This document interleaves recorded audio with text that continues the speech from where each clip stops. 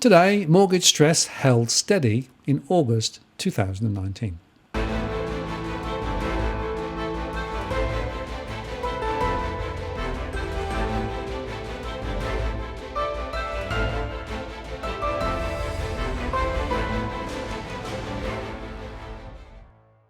Hello again, it's Martin North from Digital Finance Analytics.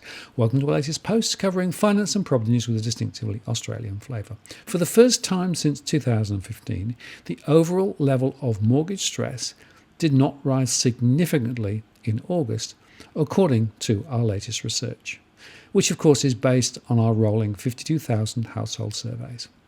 That said, the proportion of households whose cash flow is under pressure when servicing their mortgages remains elevated at 32.1% of all borrowing households, and this is still a record high. And average household debt-to-income ratios continue to rise, reaching 189.7 according to recent RBA data. This ratio, reported quarterly, includes all households, not just those borrowing, and of course SMEs as well. For the 1/3 of households borrowing, the average ratio is at 550, according to our data. Banks are still willing to write loans above 6 times income in some circumstances, and the combination of lower mortgage rates and the tax refunds, plus some more significant wage increases in some sectors, helped to stabilise the results.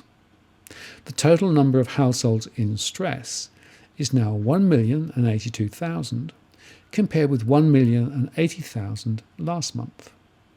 And we continue to see households across our segments coping with the financial pressures resulting from large mortgages, flat incomes, and rising costs.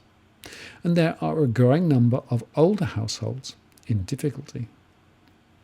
Across the states, pressure is rising in New South Wales and Victoria as the broader economic trends deteriorate.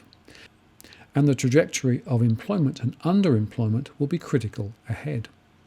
Relatively speaking, losses remain higher in Western Australia, where the economy has been in the doldrums for several years, but it is plausible that we will see economic weakness spreading. The construction sector is under pressure, and job losses are expected to rise ahead. Mortgage stress is not just concentrated in the main urban centres. We continue to see signs in regional centres as well. The current top 20 postcodes by mortgage stress shows that Liverpool, postcode 2170, has the highest count, followed by postcode 6065 in Western Australia. Another way to look at the top 20 is by the count of defaults, and here Cranbourne in Victoria, postcode 3977, comes at the top of the list, and it's followed by 6210 from Western Australia, which includes Mandurah. Many on the list are in the urban fringe, where there has been high rates of construction, often on small plots. And the peak of distress is coming from households who bought in 2015 and 2016, before the lending standards were tightened. But it is also the case that the journey many households take from stress, then to severe stress, and then to default, is one which can play out over years, not months. And finally, just to close this out, as I often say, households can begin to tackle mortgage stress by firstly drawing up a cash flow so that you understand what money is coming in and what money is going out.